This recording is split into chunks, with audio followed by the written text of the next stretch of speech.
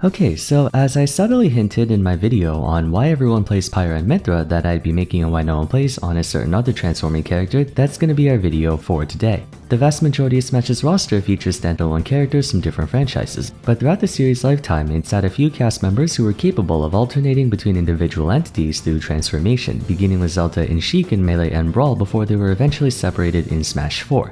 Another transformer who was experimented on was Pokemon Trainer, only they were ambitious enough to fit not 2, but 3 Pokemon into one character, effectively allowing someone to have 3 complete movesets at their disposal, with the exception of their means of swapping of course. One would think having access to that many options would make for a very popular character. Theoretically, the more options you have, the less chances of you being held back by lack thereof. Time and time again, we talk about how X character would be so much better if only they had this or that, like how Incineroar would be broken if he was faster, or how Sheik would be top tier if she didn't take 5 years to kill you. Pokemon Trainer was an early experimentation on what would happen if such a thing existed. Yet even after a massive overhaul and significant buffs to their moveset from Brawl, their initial success has been declining in recent years, with many top players dropping them in favor of other choices. So how about we investigate this counterintuitive situation by figuring out what happened to Pokemon Trainer, why no one plays them anymore.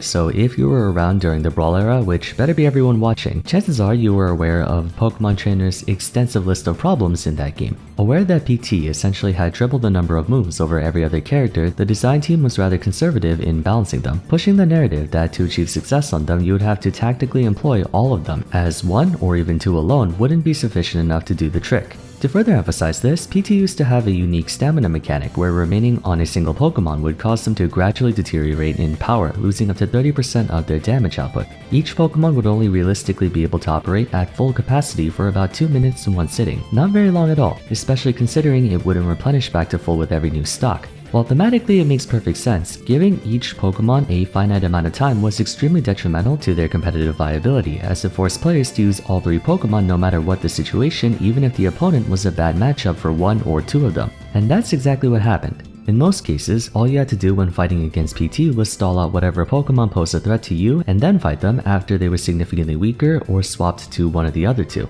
I get why they wanted to implement this, to prevent abusing one Pokemon and actually tap into the experience of mastering your entire repertoire. But factoring in circumstance, this did nothing but discourage players from wanting to use them. It's one thing to be able to choose which Pokemon to use at what time, it's another to be coerced into doing it, lest you suffer negative consequences. Aside from that, PT was generally bad overall. They were unable to swap in midair and had serious delays between swaps due to requiring time for the game to load and unload one Pokemon into another, giving the opponent plenty of time to set up a punish. Other things like Ivysaur being the single worst character if he was by himself made them undesirable to play in any competitive setting.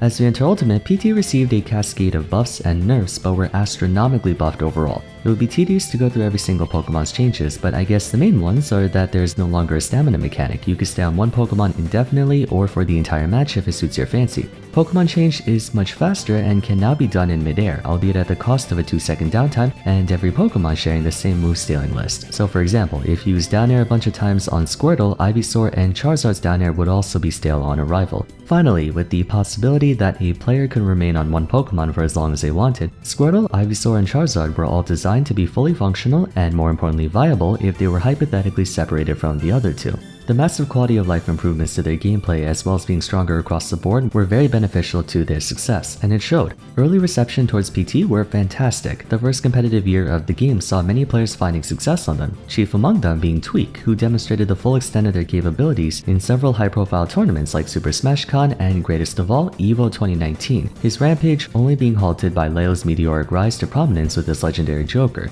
Next to Tweak were an all-stars gallery of big names like Hikaru, Atorie, Moxie, Ned, Puppey, Quid, and Didi to name a few. For all intents and purposes, PT was shaped to be a meta-dominant threat for years to come. Sadly, 2019 would be their first, and really only year, of widespread representation. Tweak, Moxie, and Ned have all but ceased usage of PT in any capacity, and though new players like Atorie and Quid have stepped in to maintain representation, they're far from where they used to be. And with the help of another pseudo-ex-PT main Didi, I compiled 3 key reasons on what caused their decline and continues to affect the low representation.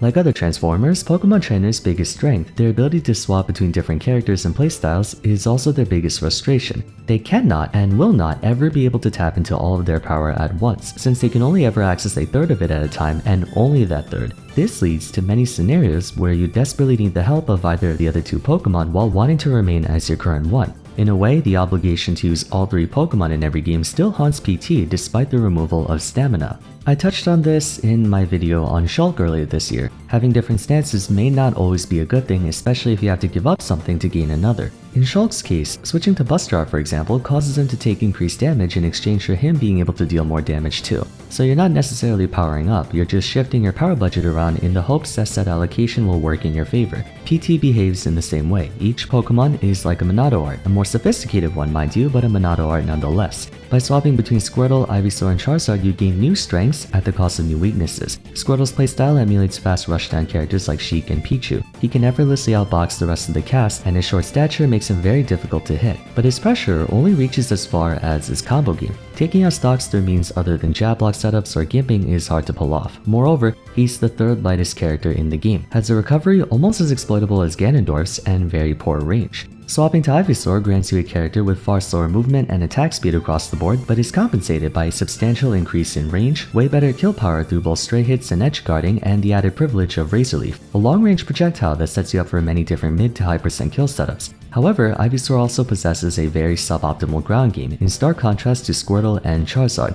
Switching to Charizard awards you the assets and flaws of a heavyweight. Incredible power, good range, strong individual attacks, and greater endurance, but you're also far more susceptible to combos, and your slow air mobility and frame data makes you vulnerable to edge guards and juggles. Then again, I personally find Charizard to be the most dangerous of the 3, purely because of how stupid broken some of his moves are. Anyways, as you can see, each Pokemon comes with their own slew of pros and cons, but none of them directly compensate for each other's weaknesses. Therein lies the greatest source of frustration for PT. There will be countless moments where you're Squirtle and want to stay on Squirtle but wish you had one of Ivysaur or Charizard's attacks and vice versa. There will be times where you're Charizard but wish you had more tech chase options like Squirtle's forward tilt. You will never have access to all of your character strengths at once, but with Ultimate having more than double the roster size of Brawl, matchup coverage is exponentially more prevalent now, effectively cancelling out the supposed benefits from doing away with stamina. The problem with stamina in Brawl was that more often than not, it forced you off a favorable matchup such as Squirtle into an unfavorable matchup as you transition to Ivysaur, purely from the fact that the game wouldn't let you solo a matchup using only one Pokemon.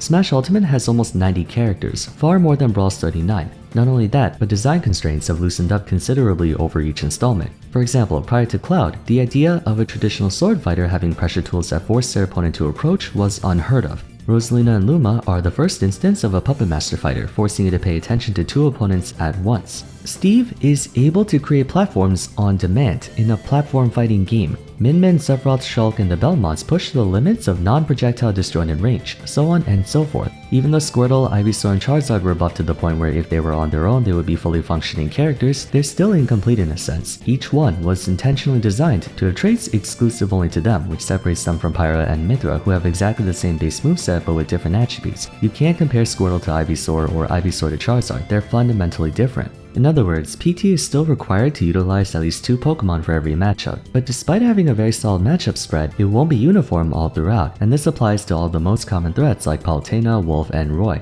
As Squirtle, you're basically running circles around them most of the time, but you lack the kill power to finish the job at reasonable percents, not to mention being a glass cannon, so you want to switch to someone who can take hits more comfortably and has more KO power. But when you switch to Ivysaur or Charizard, you've gone from a +1 or even +2 to a -1, as Palu, Wolf, and Roy can tear through Ivy and Zard way easier than they can Squirtle, bringing me to the main reason why so many players stopped using them. Pokemon Trainer is a very potent character, easily top 15, but that's assuming you have full mastery over all 3 Pokemon as individual characters and as a team.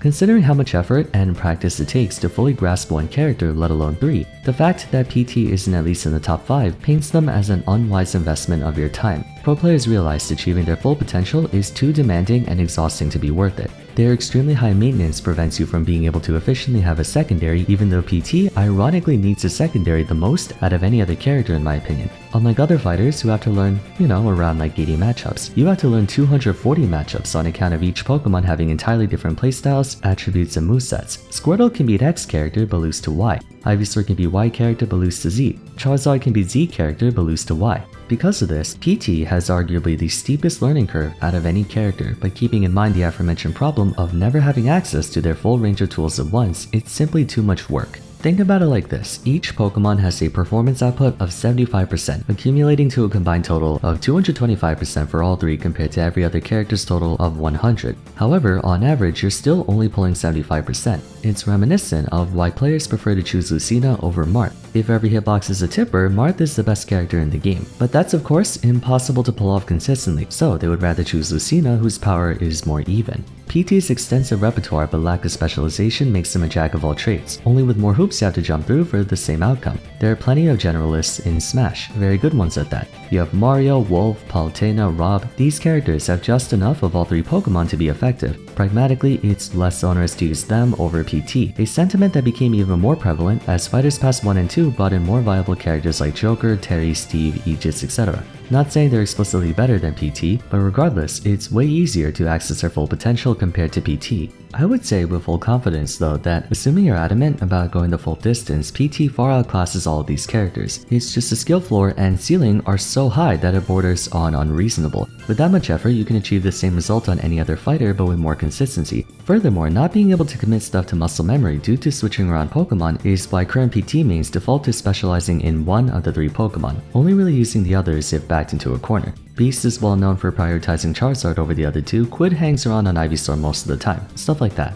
Now, experience aside, there are a few things that make PT rather underwhelming at times, and are responsible for players not being able to rank them in top 10 despite their impressive arsenal. If there's one thing every Pokemon is good at, it's offense. Squirtle has an amazing low percent combo game, probably one of the best in my opinion. He's got a ton of long-lasting hitboxes, frame data that rivals even Sheik, a solid at a shield game, and even some cheesy low percent kill options, but he is easily the worst neutral out of the three, being forced to approach with the stubby hitboxes and having a very linear recovery. Ivysaur's got a better neutral game and war crimes for aerials, especially up and down air, decent at a shield game with neutral and back air, and a few of his attacks are surprisingly fast, like his down tilt and dash attack. But his disadvantage, like Squirtle, is the weakest point of his gameplay, having few if any ways to escape lots of damage. So while he has a fantastic advantage state and an easy way to set that up, if you autopilot your neutral game too much, you'll find yourself getting gap closed on very quickly. Among the trio, he has the worst physics too, so he can't really escape pressure, especially with a subpar ground game. Charizard's disadvantage is naturally the worst, not only being susceptible to combos, but also juggles, his massive hurtbox exacerbating this.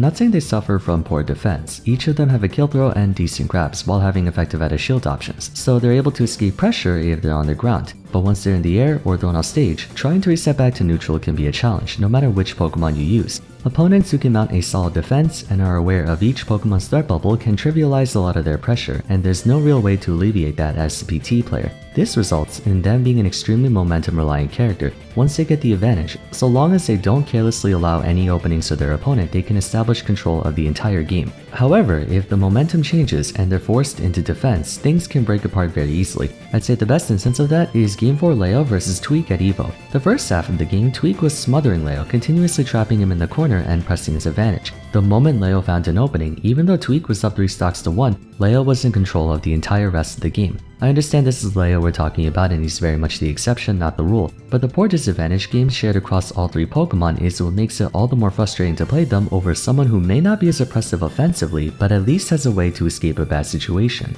Overall, PT is a prime example of how more options doesn't always equate to a better character and can dilute the qualities that make them stand out. While they have no shortage of bullshit and tons of privilege, that privilege is not readily available at all times. They're immensely exhausting to play, quite possibly the most mentally demanding character in all of Smash. And given that in tournaments, particularly majors, you'll be expected to play up to a dozen sets in a single day, preserving stamina is critical, rendering Pokemon Trainer counterintuitive and counterproductive for many players.